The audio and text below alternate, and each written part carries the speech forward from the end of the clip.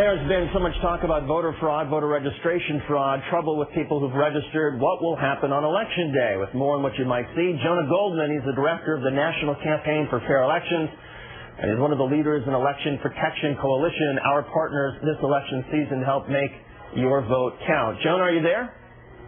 I'm here. What sort of problems are you anticipating? Well, I think that we're going to see that most voters are going to have no problems when they get to the polling place. Unfortunately, some will. There'll be problems with long lines. There'll probably be problems with confusion with poll workers.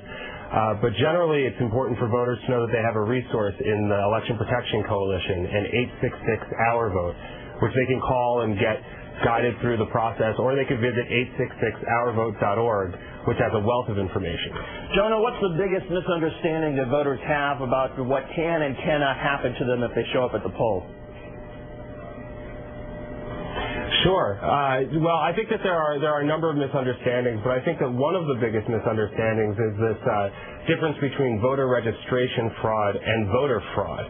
Voter registration fraud, unfortunately, we've heard a lot about in the news, but that doesn't actually transfer to ineligible voters at the polling place. Instead, voters need to know that while laws differ from state to state and from jurisdiction to jurisdiction, that they really can get guidance through election protection.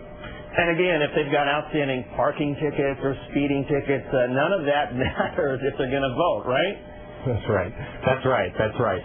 There's a lot of misinformation that goes around election season. Some of it is deliberate, some of it's accidental. But yeah, that's absolutely right. Voters who haven't paid their parking tickets can still get to the polling place, and you won't be arrested. You should be able to cast a ballot just like everybody else.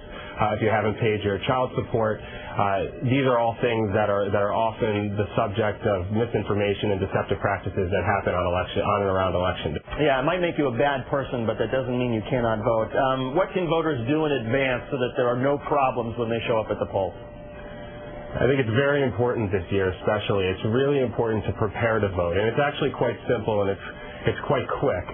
Voters should verify their voter registration. They can do that by calling their local boards of elections, or they can call us at 866-HOUR-VOTE. You need to know where your polling place is. Even if you've been at the same polling place for 20 years, your polling place may have moved.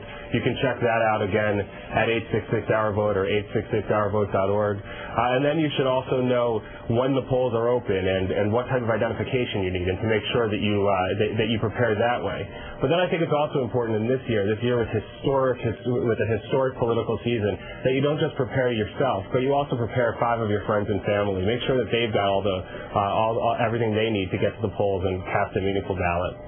Jonah Goldman, the director of the National Campaign for Fair Elections at the Lawyers Committee for Civil Rights Under Law. Jonah, thanks for coming on today.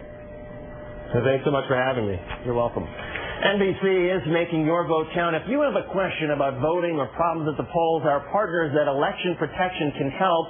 They have trained volunteers available to answer your questions. Call 1-866-HOUR-VOTE. Again, if you have a question or if you run into problems, 1-866-HOUR-VOTE.